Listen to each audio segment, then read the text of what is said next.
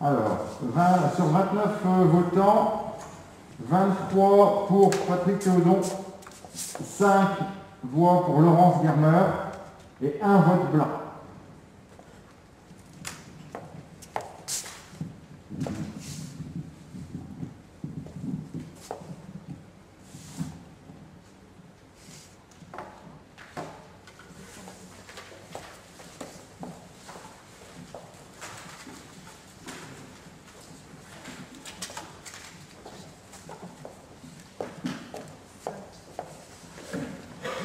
De le lever.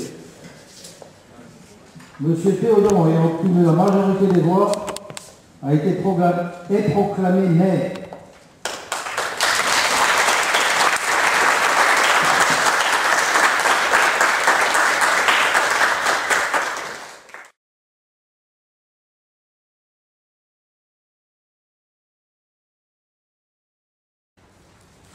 Alors voilà, j'avais terminé au niveau du conseil. Je voulais terminer maintenant par un petit mot qui me tenait à cœur, je peux dire. Alors, mesdames, messieurs, ce premier conseil municipal que j'ai l'honneur de présider a lieu dans des circonstances bien particulières que nous ne sommes pas prêts d'oublier. Bien entendu, j'aurais souhaité une improvisation plus festive, ouverte au public, mais il est important de pouvoir commencer à travailler sans délai. Tout est particulier aujourd'hui. Cette séance à huis clos, due aux circonstances sanitaires exceptionnelles, ma prise de fonction officielle en qualité de maire, l'absence remarquée de l'ancien premier magistrat, et surtout l'émotion. L'émotion aujourd'hui est à la fois personnelle et collective, émotion personnelle.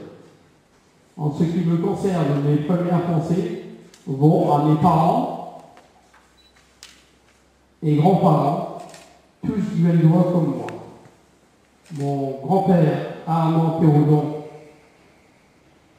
ayant été adjoint aux fêtes et au sport de 1953 à 1971. J'espère lui faire honneur. Une pensée également à toute la famille ne faisant plus partie de ce monde.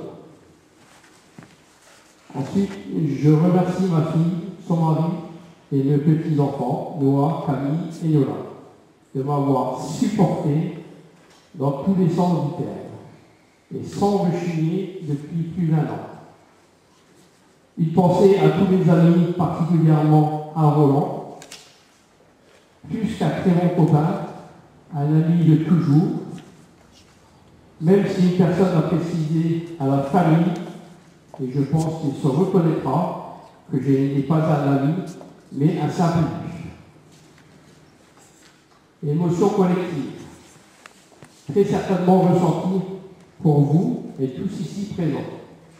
Je tiens à rendre hommage à l'équipe qui m'a soutenu et porté sans jamais défaillir, une équipe solide et compétente, animée par la volonté de servir et hommage aux conjoints absents aujourd'hui, sans qui cette aventure n'aurait pas été possible.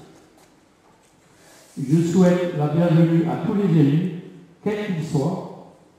Toutes les bonnes volontés et les bonnes idées seront toujours les bienvenues. Tous ensemble, nous sommes représentatifs de nos électeurs et sommes au service de notre collectivité. Je réitère ici solennellement ce qui m'a animé jusqu'à ce jour. L'écoute. Je serai présentatif à toutes les propositions. Je souhaite de tout cœur être le maire de tous et que les rivalités vestiges prennent fin. Soyons à l'écoute des Viveldois et Morins. C'est là notre mission. Je sais bien que nous ne serons pas toujours d'accord, mais respectons-nous mutuellement et œuvrons ensemble pour notre commune et non pour flatter des égos personnels. Un maire sans son équipe n'est rien, mais ensemble nous serons forts. La première équipe rapprochée est celle des adjoints qui rempliront leur mission de probité et honneur, je n'en doute pas. Mais le collectif, c'est-à-dire vous tous, permettra de remplir notre mission commune, à savoir les services à la collectivité. J'en profite pour saluer ici le dévouement et la compétence de nos employés municipaux. Collégialité. Je réitère ici mon second engagement, à savoir que les décisions seront collégiales et si elles sont graves, seront exposées et expliquées à la population. Il est important d'expliquer ce qui se passe et d'être transparent. Collégialité et transparence ne veulent pas dire pour autant démagogie et nous ne pouvons pas nous permettre de nous laisser influencer par une sorte de dictature actuelle liée aux réseaux sociaux et à la diffusion de rumeurs. Nous devons rester libres.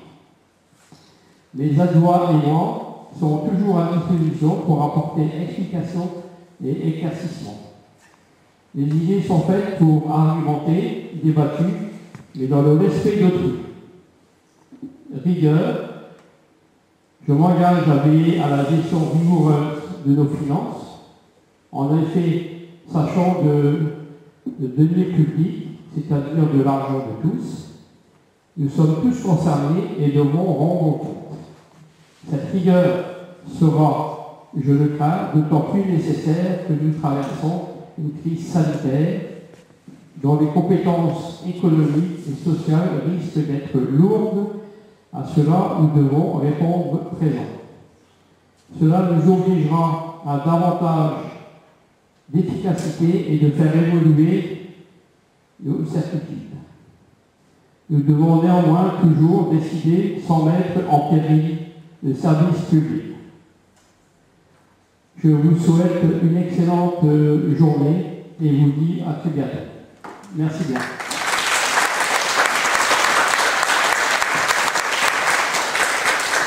Voilà, la fin du conseil municipal est terminée.